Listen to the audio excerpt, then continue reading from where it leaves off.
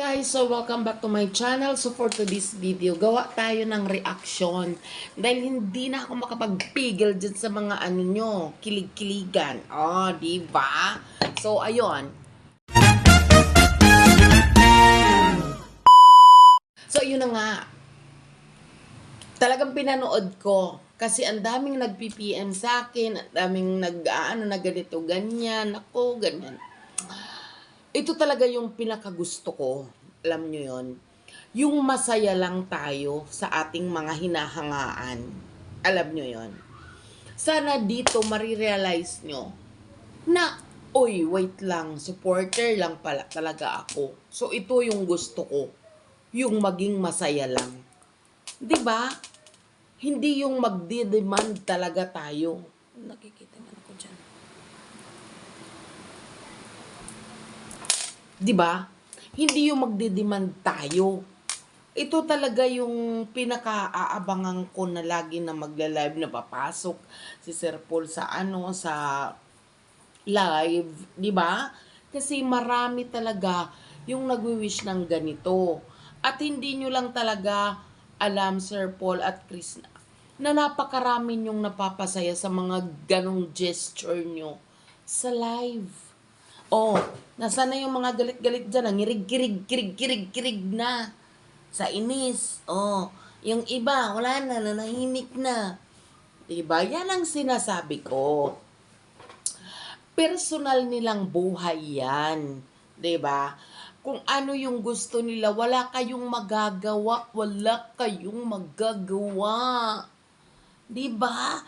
Kung gusto nila piliin na maging masaya or magpasaya, kahit pa anong sibat ang gusto nyong anuhin dyan, wala kayong magagawa. Bakit? Personal nga nilang buhay yan.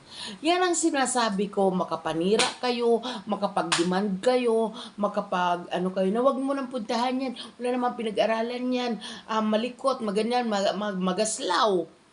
Oh. Na ano ba yun?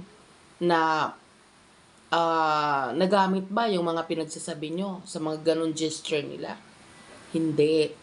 Kasi nga, paulit-ulit ko, buhay nga nila yan. Personal nilang buhay yan. 'Di ba? Tayo, susunod lang talaga tayo kung saan doon masaya. Which is ito. Kasi marami ang may gusto na ganito ang mapapanood nila. 'Di ba? At saka kayo namang dalawa, wag nyo naman masyadong anuhin. Wag nyo namang masyadong pakiligin. Charis lang, joke lang. 'Di ba? Ito yung gusto ng mga tao. Alam nyo yun. Ito yung gusto ng mga manunood. Yung makapanood sila ng walang stress, puro lang tawa, puro lang kilig. 'Di ba? Kaya yung kayo, sana maisip-isip nyo yung mga naninira dyan. 'Di ba? Yung kung ano-ano yung ibinabaton yung mga panira sa bawat isa sa kanila. Sino pa rin ang nagdedesisyon sa mga gusto nila? 'Di ba sila pa din? Yan ang sinasabi ko, 'di ba? Oh. Kaya dapat nga ilulugar natin yung ating mga sarili bilang mga tagahanga.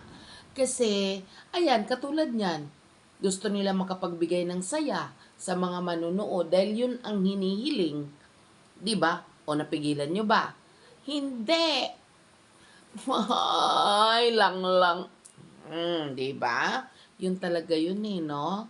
Yun talaga yung mga signature talk nila, yung kanilang baby talk. 'Di ba? Ang daming napapangiti, guys. Yung tipong ang sakit ng ulo dahil wala nang kakainin bukas. Pero yung mapanood lang sila, super saya na. 'Di ba? Sana ma-realize nyo yung mga panira dyan. Alam nyo yon, maninira kayo, mauuwi kayo sa kulong, manlalait kayo sa bawat isa sa kanila. Pero sila masaya. Dapat mag-isip-isip kayo. Yan yung sinasabi ko, tamang panood lang, tamang support. Alamin ang limitasyon, hindi kailangan manira, Hindi mo kailangan silang siraan. 'Di ba? Dahil sila at sila pa rin ang magdedesisyon niyan.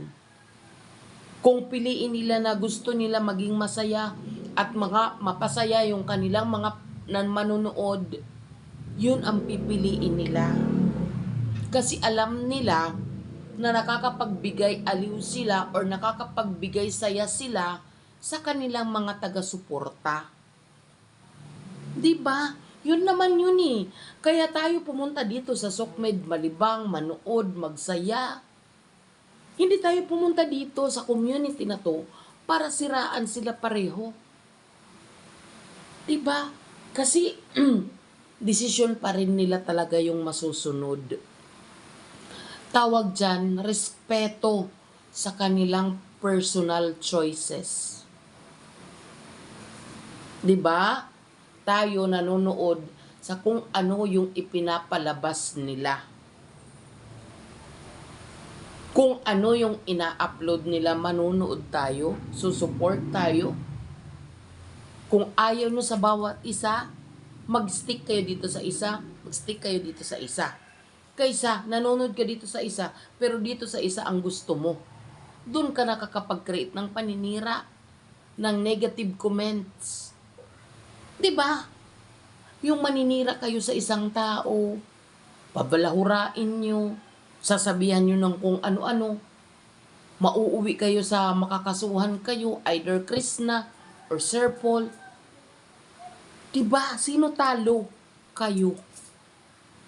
Sila masaya lang.